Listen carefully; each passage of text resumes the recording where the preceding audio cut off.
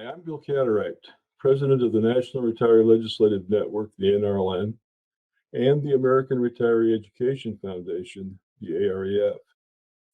And I'm your host for our 2022 podcast series titled Creating a Better Life for Retirees, brought to you by millions of retirees from over 400 U.S. companies, private and public organizations, and individuals that I and NRLN volunteers work for every day. You can link to our videos and podcasts from the NRLN homepage at nrln.org. Look for us on our website, Facebook, YouTube, and Instagram to see the scheduled dates for upcoming series episodes.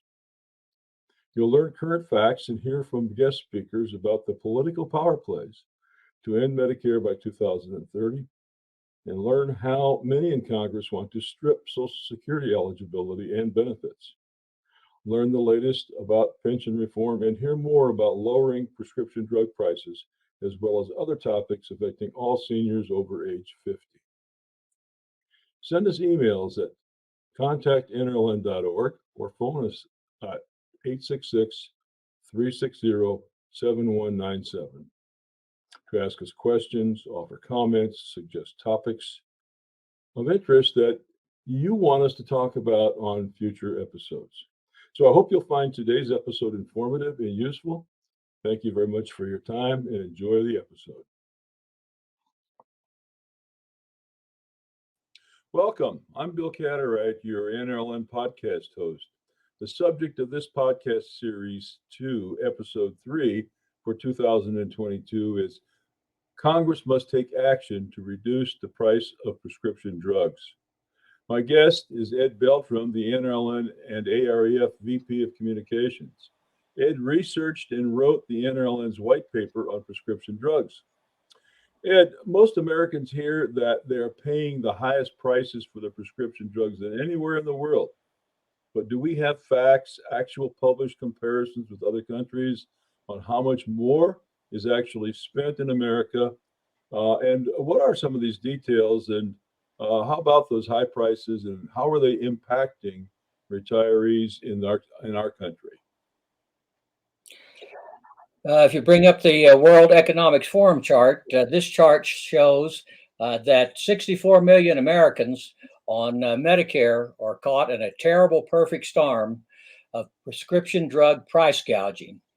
They are taking more expensive medications while living on fixed incomes. Even with their Medicare Part D prescription drug plan, they are paying substantial out-of-pocket costs. This means they especially feel the pain of the pharmaceutical companies' relentless price increases, while bills that would provide lower prices have not been enacted. Even with their Medicare Part D prescription plan, they are paying substantial out-of-pocket cost. This chart shows the blue pill bottles on the left. Low price increases have outpaced inflation for 23 of the top 25 Medicare Part D prescription drugs.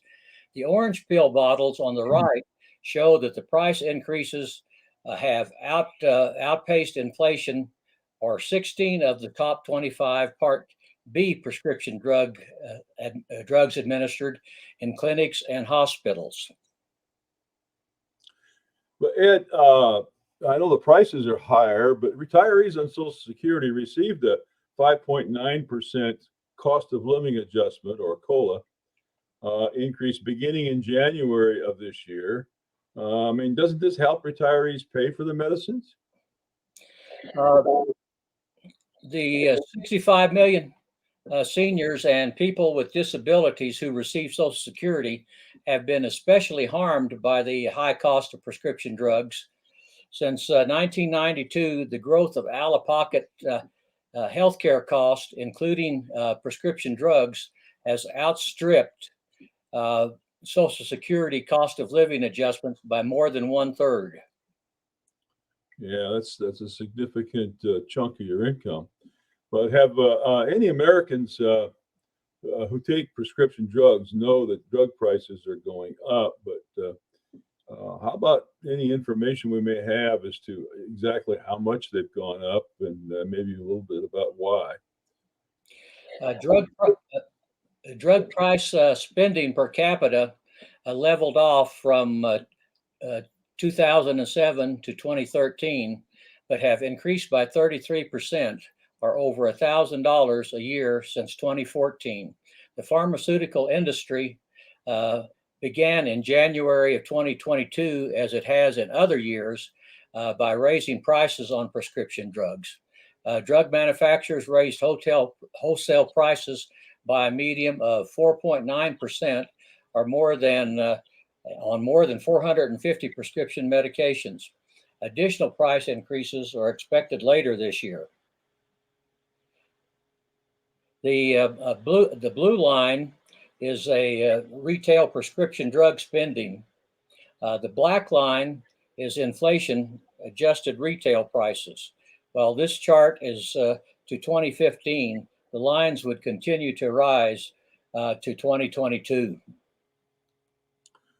Yeah, that 4.9% manufacturing wholesale price increase gets a lot bigger though after the middleman, like the pharmaceutical benefit managers and wholesalers and retailers, add their overhead and profit. I mean, by the time seniors pay the bill at the retail level, it could be 8 to 10% higher, not 4.9%. I mean, is there any good news here, Ed? Well, fortunately, prices for prescription drugs are slightly lower in the U.S. than in most other countries. Unbranded prescription drugs account for 84% of drugs sold in the U.S. By volume, but only 12% of the U.S. spending. But there is evidence that the price of generics are beginning to increase. The number of brand name pharmaceutical companies are buying generic drug companies, and that's what's causing some of the prices to go up on generics. The green line reflects brand name drugs going up. The black line represents the price of generic drugs going down. Yeah, the generic products are definitely less expensive as long as they're available for people. But am I recalling correctly that you use the GoodRx discount card, I think yourself, to get better prices on some of your drugs? Do you have examples of that? Yes, yes, I do. Two of my medicines are brand name drugs, and two are generic drugs. One of the brand name drugs is hydrocortisone, and the Walmart Medicare Part D price is $138.64.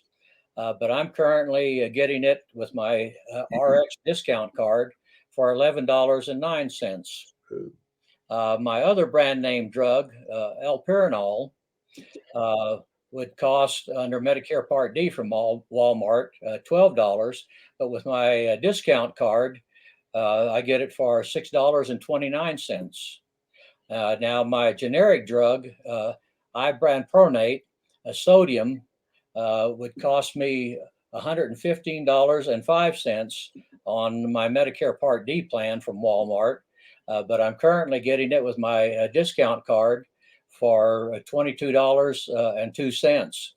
The other generic that I have is Synthroid, and under Medicare Part D from Walmart, I was paying $106.62 until my endocrinologist recommended that I buy it from Eagle Pharmacy on mail order out of Florida, and now I get it for $75. Wow. It is amazing to me that with three of my four drugs, I'm able to get a better price with my GoodRx discount card than I can with my Medicare Part D prescription drug plan. You can go to, anyone can go to GoodRx to get your discount card, or you can just print out a discount coupon and take it to the pharmacy in your area that offers the best discount price for your prescription. There are other discount card options available, and the top 10 are listed on the NLRN website homepage at www.nrln.org. I enrolled in Medicare Part D when I enrolled in original Medicare at age 65. If you do not enroll in Medicare Part D at the time that you sign for Medicare, and later decide you need to have Medicare Part D because you have very expensive drugs, Medicare calculates a penalty by multiplying 1% of the national base beneficiary premium in 2022, that is $33.37, times the number of full uncovered months that you didn't have Part D or a credible coverage. The monthly premium is rounded off to the nearest 1/10 of a dollar and added to your monthly Medicare Part D premium. So it can get very expensive if you don't sign up for Medicare Part D at the time that you sign up for Medicare. Yeah, thanks, Ed. You know, I guess there are other alternatives to GoodRx, like, for example, what about the Mark Cuban costplusdrugs.com generic business, where he claims to be selling at cost plus? And GoodRx refers to pricing of other independent sources as well. How fast will more competitors like this grow and come on the scenes? And that competition could help people even more, couldn't it? We are making comparison studies, and we'll soon add more links that our members could use. Costplusdrugs.com and others are part of the study.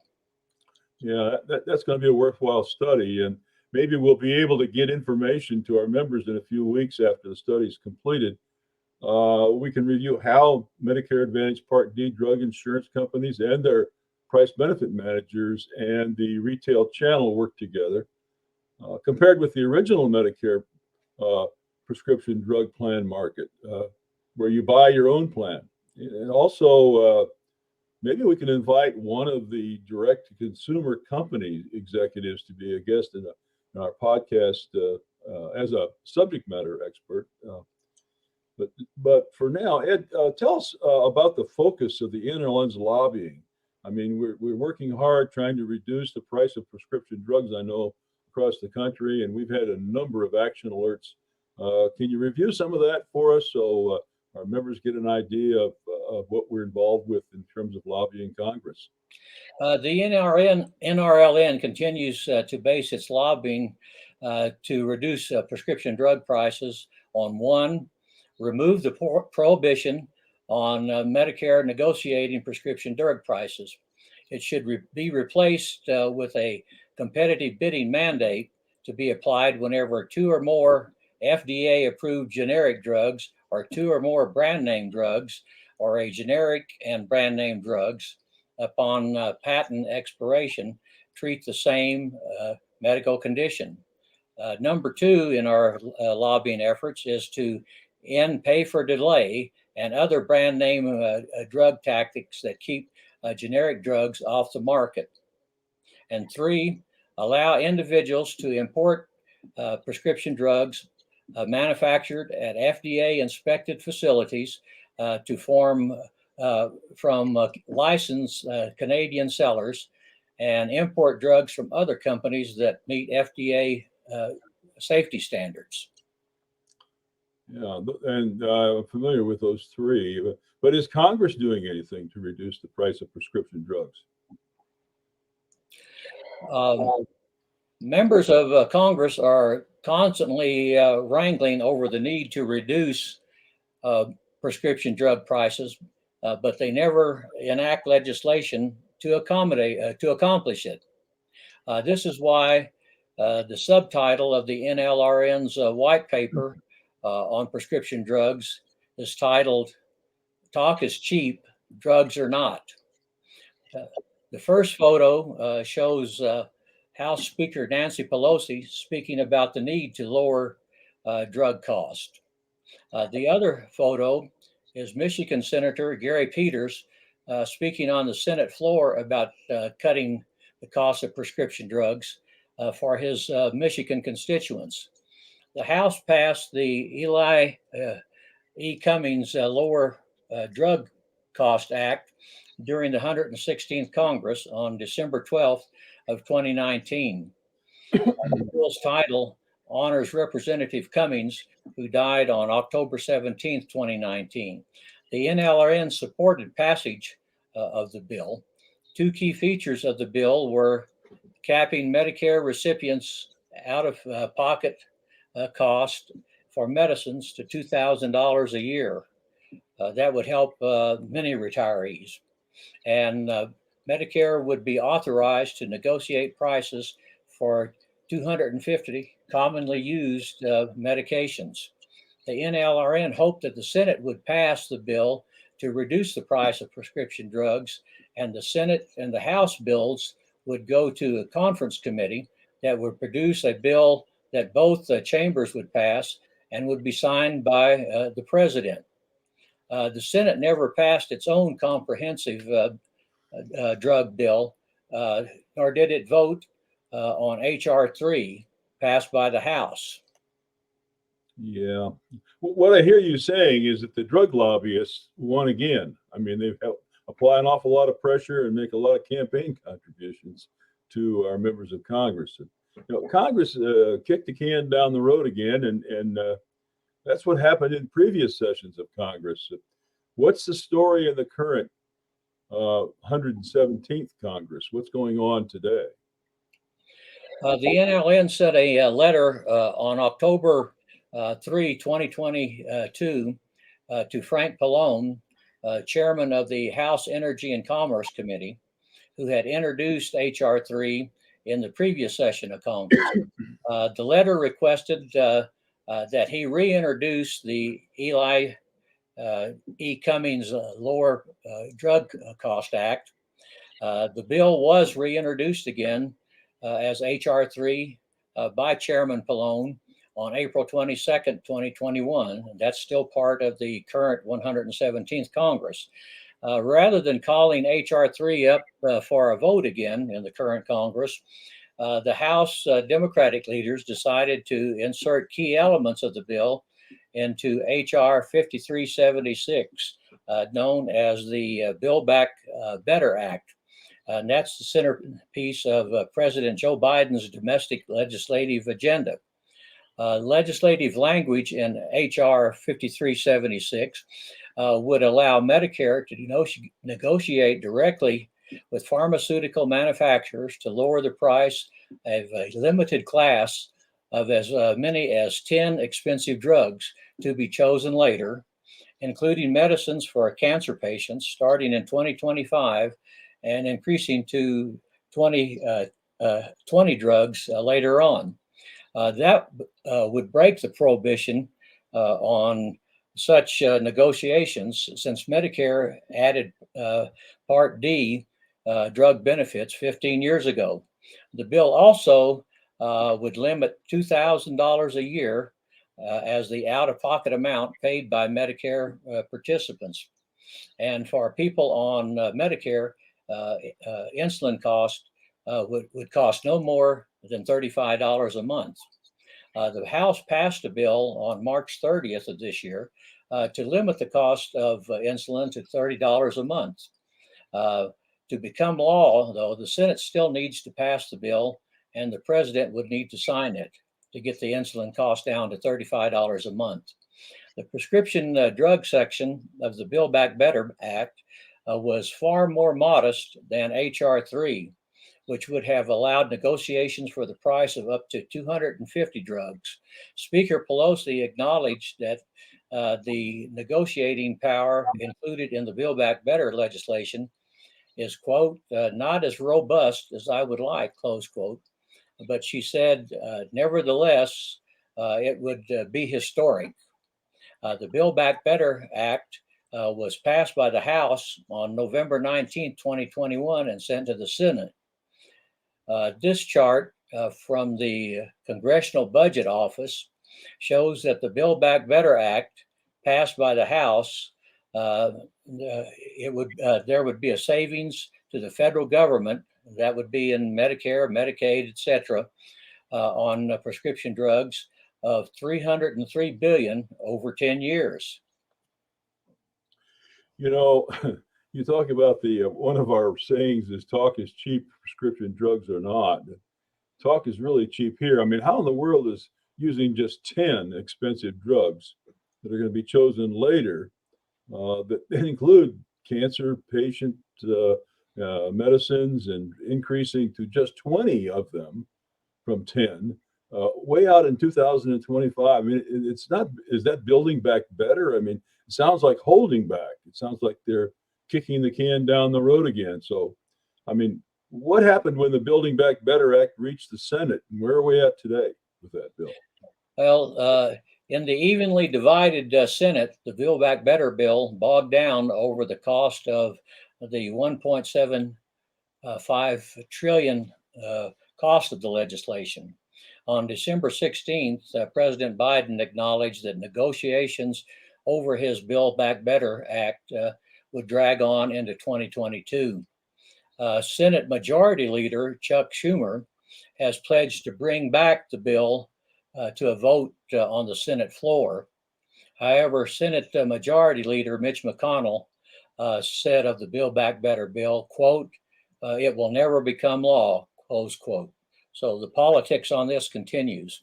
At this point, the legislative action in the Build Back Better Act to reduce the price of prescription drugs has not been introduced as a standalone bill, except for the $35 a month of insulin passed by the House. Yeah, even though this one hasn't passed, I mean, there are a number of prescription drug bills in the House and Senate that the NRLN supports.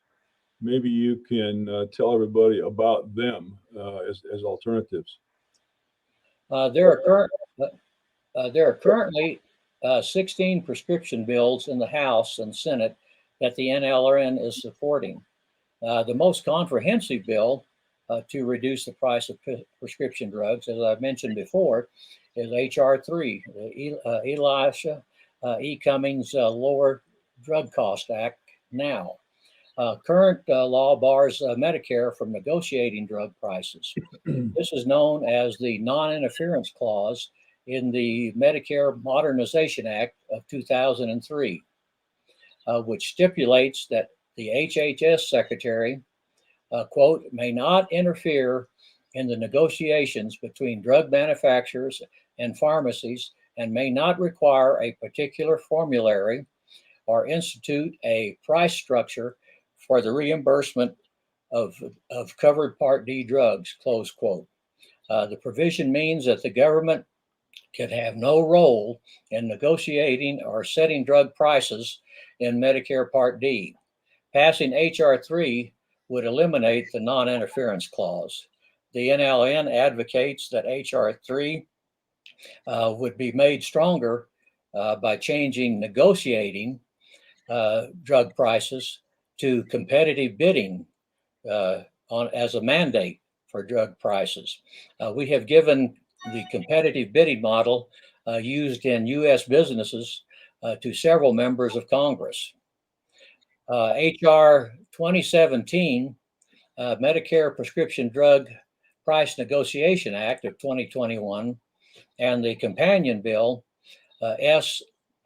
833, Empowering Medicare Seniors to Negotiate Drug Price Act of 2021, would allow the Secretary of Health and Human Services to directly negotiate with drug companies for price discounts for Medicare prescription drug for the Medicare prescription drug program.